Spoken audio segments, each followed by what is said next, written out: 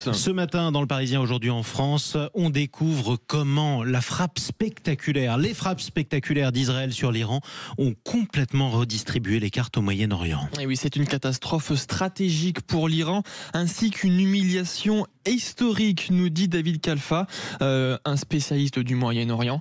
Il explique que depuis quelques jours, quelques mois, nous assistons à une inversion des rapports de force régionaux avec, je cite, une dislocation de l'axe de la résistance pilotée par Téhéran. Plusieurs pays arabes, notamment l'Arabie Saoudite, condamnent les frappes de l'État hébreu. Mais selon Khalfa, ce qui se passe fait éclater au grand jour une forme de duplicité côté arabe qui condamne en surface mais se félicite en réalité qu'Israël ait fait le sale boulot à leur place. Avant de poursuivre plus loin, plutôt alarmiste, on va le dire, sur la situation. Nous ne sommes qu'au début de cette guerre. Les Israéliens n'ont aucune raison de s'arrêter là. Les Iraniens non plus d'ailleurs, qui ont lancé cette nuit des centaines de missiles sur Israël, dont plusieurs ont touché Tel Aviv. On y reviendra. On parle de l'océan également. Les aires marines protégées, ce serait un rendez-vous manqué pour la France et Emmanuel Macron. C'est le titre de Nice Matin ce matin, qui dresse un premier bilan très mitigé, c'est le moins qu'on puisse dire, sur le sommet de l'océan. Et oui, la superficie des océans mise sous protection devrait passer de 8,4 à 11% après ce sommet, estime Olivier Poivre d'Arvor, envoyé spécial d'Emmanuel Macron pour le sommet de l'océan. Le chalutage de fond, il sera interdit dans ces zones. Pour la France, cela ne représente que 14% de ces eaux, dont plus de la moitié se trouve en Polynésie française, chose qui déçoit beaucoup ONG et scientifiques.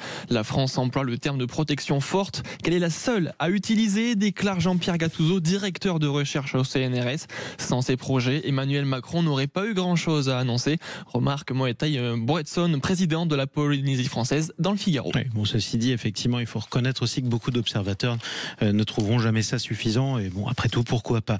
On parle maintenant, d'environnement, mais pas seulement, de fraude. On en sait enfin un peu plus, Théo, dans le Parisien aujourd'hui en France, sur les fraudeurs de la prime Rénov' que le gouvernement veut débusquer avant de redémarrer l'aide.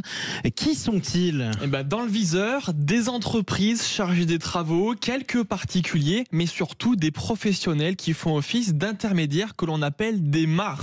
Comprenez, mon accompagnateur Rénov'. Objectif de ces intermédiaires, aider les ménages dans leur rénovation d'ampleur. On en compte à peu près 3800, nous indique l'ANA, chargée du pilotage de MaPrimeRénov' pour les comptes des pouvoirs publics. Sur ces 3800, 400 seraient frauduleux.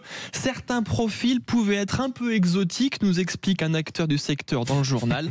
On a vu d'anciens maîtres chiens, des cuisiniers ou même des infirmiers agréés sans réelle formation, relate cette même source. Donc on comprend que l'ANA veut faire le ménage. Ouais, exactement. Ils étaient en train de vous expliquer comment isoler votre maison. C'était bizarre, en effet. Merci beaucoup, Théo Ampillé.